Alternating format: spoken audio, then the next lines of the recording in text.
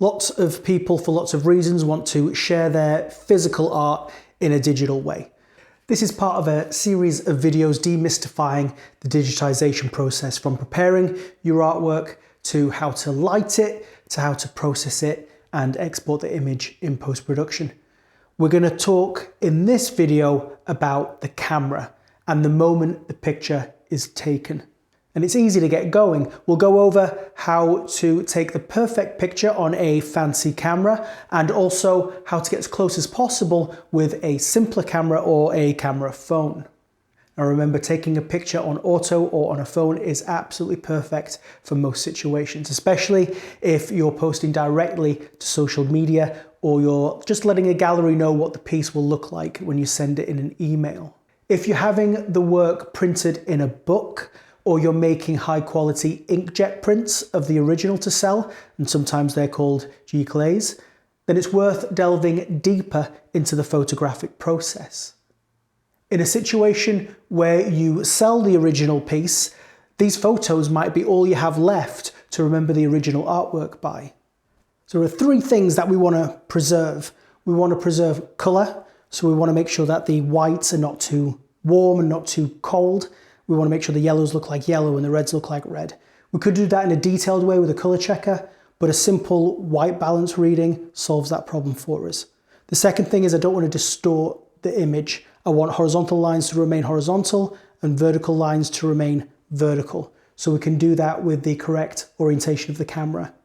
And lastly, I want to preserve the tones of the image. I want the bright parts to remain bright and the dark parts to remain dark, with detail preserved throughout the image. And we can do that with intentional exposure settings. So let's get into it. First things first, you will need a tripod. Everyone resists, but you're going to need a tripod. Otherwise, you're going to get disappointing results. Even a $30 cheapo tripod is better than hand-holding the camera. A cell phone is no excuse for shaky handheld images. You can still use a tripod with a cell phone mount. Small art pieces can be laid facing up on a table under the tripod. Larger pieces can be hung on a wall or put on an easel. Almost optional is a bubble level. You pop it into your hot shoe or use your camera's electronic level and make sure the camera is level to prevent keystoning.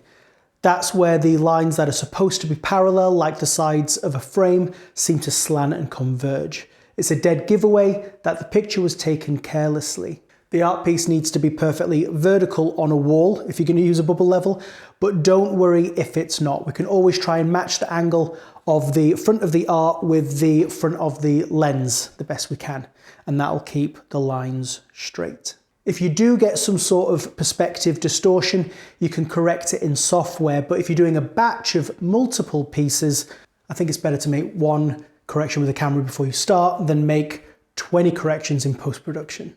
It's also a good idea that the art piece fills the frame. That way you're not losing any of the pixels on your sensor and you're getting the maximum resolution for the piece that you're trying to photograph. The main thing is ensuring that we've cropped out anything that isn't needed, and then judge the final image at the size your audience is going to see it to make sure the quality is high enough to honor your art. Another optional item is a gray card so that you can use your camera's meter to get a base exposure setting. You hold the card in front of the art so that it gets the same light that the art is receiving, and you can center your camera's exposure meter dial on that. A secondary benefit of the gray card is that it is temperature neutral. You can take a test shot and you can use that to set a white balance in post using the white balance picker. And that will prevent your art from looking too blue or too yellow because of the light in the room. We discussed lighting your artwork in the video on direct reflections, which I'll link to in the description below. We want even lighting without any glare or reflections of the light source.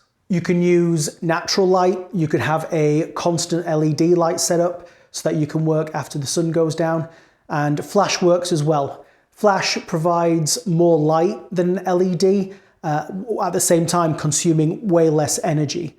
But without experience, it can be difficult to pre-visualize the results without some trial and error, which is why lots of people like using continuous lights instead.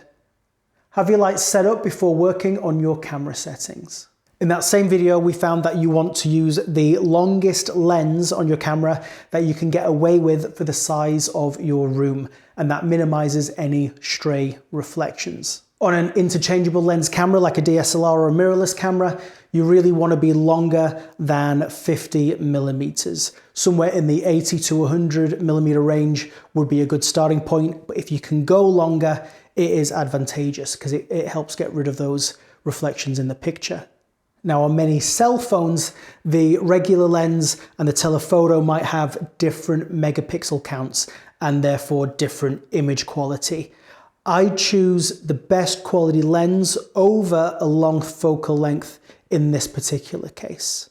If you want to use a circular polarizer, and that's often a good idea, especially if there is glare off the artwork or if there's glass over it, then pop a polarizer on your lens and that helps control those reflections. Check out the video about polarizers for more detailed tips in the description below. That filter will eat probably a stop and a half of light, so we need to take that into consideration when we are setting the exposure.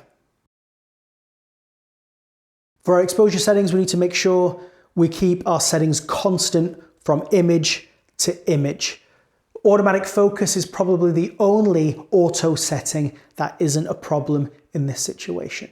White balance does need to be fixed. It doesn't matter which type it is, daylight, tungsten, or flash, just pick one that's close to the light that's falling on the artwork.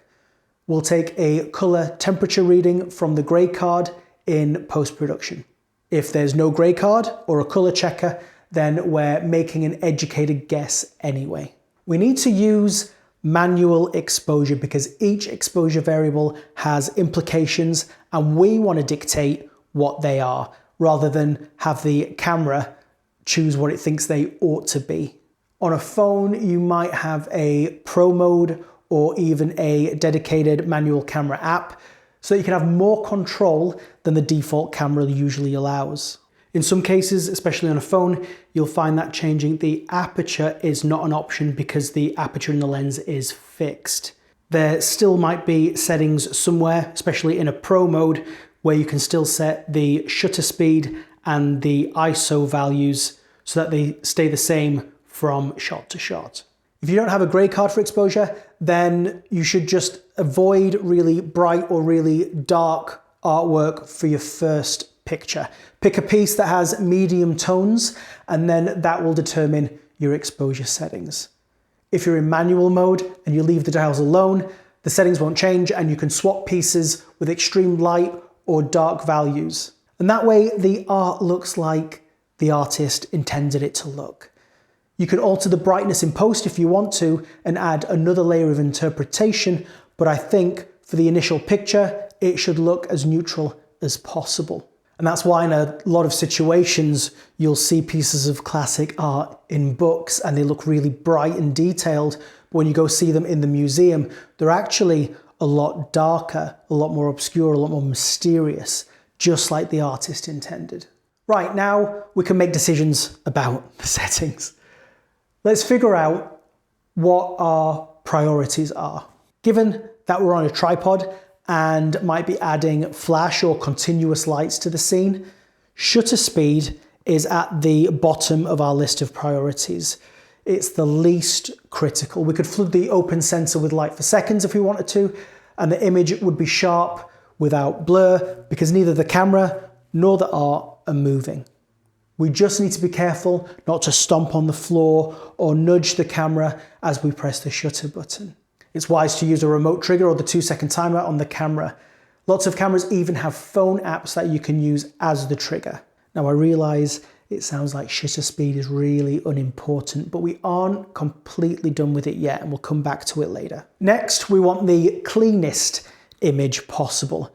Generally, the lower the ISO, the less noise we get. So we choose the lowest ISO we can. But don't worry too much if you have to bump it up a bit. Most modern cameras are fine to at least ISO 400, and some are fine at much higher ISOs. Try testing different ISOs on the same subject and analyze your own results to see what noise levels you are comfortable with and what noise levels are unacceptable to you when you're viewing the final size that you expect the image to be seen. So that leaves aperture, and that's the size of the hole in your lens that lets light into the camera. We can focus on a point at any distance, but the aperture dictates how much is in acceptable focus, both in front and behind what the lens is focused on. The larger the f number and the smaller the aperture, the deeper the zone that will be in focus. So for flat artwork, that shouldn't matter too much, right? Well, yes and no. The closer you are to an object with the camera, the less the depth of focus is available for the same aperture value. If I'm scanning film and the camera's so close that even f4 might render some of the undulations of the film surface out of focus. Then there are the end member apertures. Most lenses are softer wide open than when they are stopped down. Stop them down too much and we get to a point where diffraction is an issue.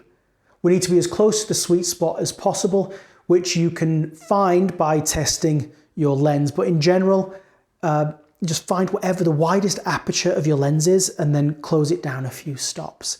For example, if you have an f2.8 lens, you can go down to f5.6 or f8. So we've locked down our ISO and our aperture values. That brings us back to the unimportant shutter speed.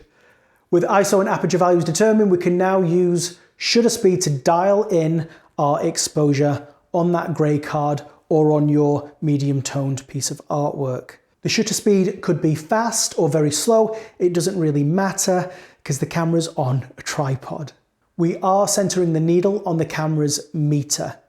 This is an occasion where centering the exposure needle is the right thing to do. Usually meaning that it would be more efficient to let the camera do it automatically on an aperture priority with a fixed ISO. But the problem will arise that once you remove the grey card or change your artwork out, the exposure reading will be based on the tones of the artwork that's in front of the camera, not the light conditions of the room. So as you're cycling through different pieces of artwork, the camera will try and alter the exposure of each one depending on the tones that are in the piece. Bright artwork will come out too dark, and dark artwork will come out too bright, because the camera's meter is hell-bent on making everything middle grey. Instead, we want consistency, and manual mode is how we do it. If you can, begin with a piece with average tonality to make sure you can get an acceptable result. Save extremely light or extremely dark images for later in the sequence. We've covered the building blocks of making a great photograph of your art with thoughtful and intentional setup. To get it right in the camera, the images should look great straight out of the camera. So the really important points out of this video were: use a tripod, keep your camera steady. The second thing would be to align your camera or the front of your camera's lens with the plane of the artwork to prevent keystoning and distortion. And then use manual mode to set a exposure that takes account of the light in the room rather than being fooled by the tonality of the artwork. In another video, we'll talk about using software to give an image a professional polish. We'll talk about efficient cropping and editing using batch functions, and perhaps even to correct problems that we couldn't avoid at the time of capture.